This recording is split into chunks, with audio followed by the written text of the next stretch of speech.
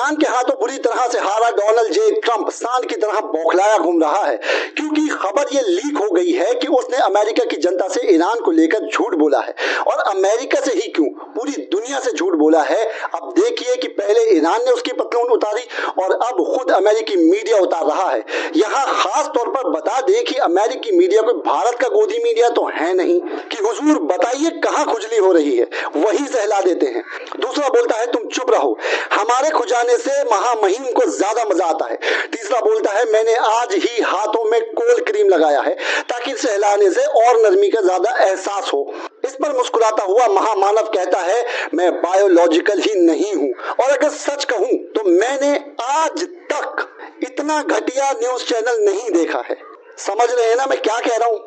तो बात ऐसी है कि अमेरिका के सबसे बड़े अखबार न्यूयॉर्क टाइम्स और सबसे बड़े टीवी चैनल CNN ट्रंप की बखिया उधेड़ रहे हैं। लिख दिया है कि हमारा राष्ट्रपति झूठ बोल रहा है, और सच बात यह है कि ईरान के न्यूक्लियर ठिकानों को नेस्तनाबूद करने में अमेरिका विफल रहा है। क्या आप कल्पना कर सकते हैं कि भारत में टाइम्स ऑफ इंडिया या हिंदुस्तान टाइम इस तरह की कोई खबर छाप दे? याद कर लीजिए, मौजूदा सरकार के निकम्मेपन की वजह से हुए पहलगांव के बाद भारत का मीडिया किस तरह भारत की दलाली में जुट गया था, लेकिन अमेरिकी मीडिया ने ट्रंप को हिला दिया। इजराइल और ईरान के बीच सीज फायर होने के बाद से ही ट्रंप मजमा लूटने में लगे हुए हैं। समझ लीजिए मोदी सरकार के सिंदूर अभियान की तरह कि देखो हमने क्या कमाल किया है और अपना लक्ष्य भी हासिल कर लिया है। इसी बीच खबर छप जाती है कि क्या वाकई अमेरिका के बम वर्षक विमानों ने ईरान के परमाणु ठिकानों को ध्वस्त कर दिया है, या फिर ट्रंप झूठ बोल रहे हैं। अमेरिकी मीडिया ने खुद लिखा है कि खुफिया रिपोर्टों में ही इसे नाकाम ऑपरेशन बताया गया है। तो ट्रंप किस तरह से ऐसा दावा कर सकते हैं?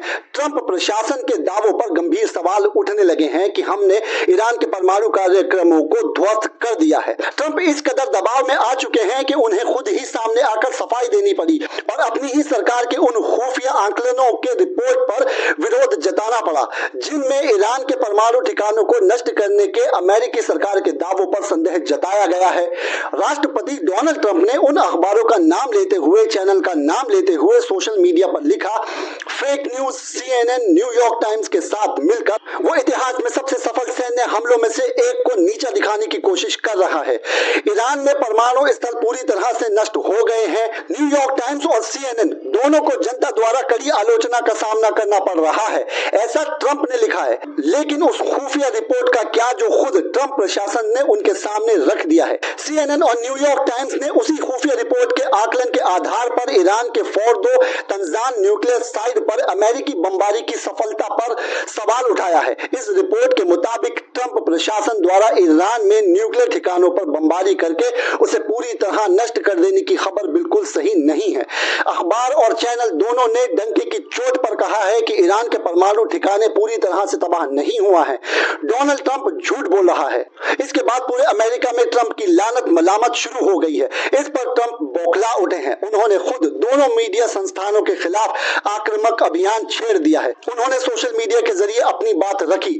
ट्रंप ने अपने ही सोशल मीडिया प्लेटफॉर्म ट्रुथ पर एक वीडियो भी शेयर किया है, जिसमें अमेरिकी बम वर्षक विमान B-2 को उड़ान भरते और बमबारी करते हुए दिखाया गया है। इस खास बम वर्षक विमान की खुफिया और मारक क्षमता भी वीडियो में नजर आ रही है। इस वीडियो के बैकग्राउंड में एक पुराना गाना चल रहा है। इसके पहले अमेरिका ने ऑपरेशन मिडनाइट हैमर का एक वीडियो जारी किया था। इस ऑपरेशन के जरिए 7 B-2 बॉम्बर्स ने ईरान के परमाणु ठिकानों पर हमला किया था। करीब 37 घंटे की उड़ान में MOP बमों और एटॉमिक मिसाइल का इस्तेमाल किया गया था। लेकिन कहीं से भी इस वीडियो से साफ नहीं होता है कि ईरान के परमाणु ठिकाने पूरी तरह से ध्वस्त हो चुके हैं और वहां दोबारा परमाणु कार्यक्रम नहीं चलाया जा सकता है। आपको पता ही है कि 22 जून को अमेरिका ने ईरान के 3 परमाणु ठिकानों को निशाना बनाया था, एक बड़ा हमला किया था। राष्ट्रपति ट्रंप ने दावा किया था कि ईरान के फोर्दो, नतांज और इस्फहान स्थित परमाणु ठिकानों पर बमबारी करके उन्हें नष्ट कर दिया गया है। ईरान ने उस समय तो ये दावा किया था कि उसके 3 परमाणु ठिकानों पर हमला हुआ है, लेकिन अगले ही दिन उसने ये कह दिया कि उसके न्यूक्लियर फैसिलिटीज को कोई ऐसा नुकसान नहीं हुआ है जिससे उसे परमाणु कार्यक्रम को स्थगित करना पड़े। और अब तो उसने साफ साफ बोल दिया है कि वो अपने परमाणु प्रोग्राम को ना तो धीमा करेगा और ना ही स्थगित करेगा। ईरानी विदेश मंत्री अब्बास अरागची ने कहा है कि उनका देश न्यूक्लियर प्रोग्राम बंद नहीं करेगा। उन्होंने कहा है कि हमने तकनीक को हासिल करने के लिए बहुत मेहनत की है, हमारे वैज्ञानिकों ने बलिदान दिए हैं। ईरान ने अमेरिका और इजराइल को मुंह चढ़ाते हुए ईरान की राजधानी तेहरान में बाकायदा विस्तृत सेलिब्रेशन आयोजित किया। इस जुलूस में कुल 1.5 लाख लोग शामिल हुए। इस दौरान ईरानी और फिलिस्तीनी झंडे लहराए गए और सुप्रीम लीडर खामनेई के समर्थन में नारे लगाए गए। इसमें हजारों की तादाद में महिलाएं भी शामिल हुई। इन महिलाओं ने ईरानी सुप्रीम लीडर खामनेई को पोस्टर लगाकर अपना समर्थन जाहिर किया। अब देखिए कि जीत का दावा इजराइल भी कर रहा है और अमेरिका भी कर रहा है। इजरायली पीएम बेंजामिन नेतन्याहू ने कहा है कि ईरान के खिलाफ इजराइल ने ऐतिहासिक जीत हासिल की है जो पीढ़ियों तक याद रखी जाएगी।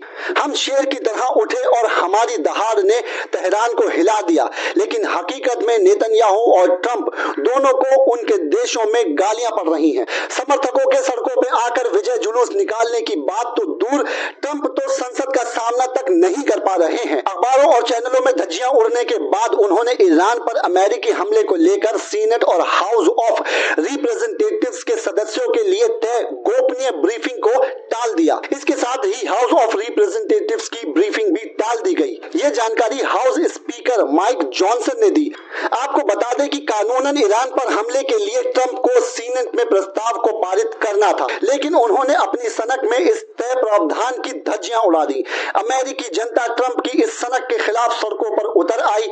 न्यूयॉर्क की सड़कों पर ईरान के हमले का विरोध करने के लिए पिछले हफ्ते हजारों लोग पाबंदियों के बावजूद बाहर निकले और अब CNN और न्यूयॉर्क टाइम्स की रिपोर्ट इसने ट्रंप को और भी नंगा कर दिया है। उनकी इस सनक को उनके साथी और उनके समर्थक तक बर्दाश्त करने को तैयार नहीं है।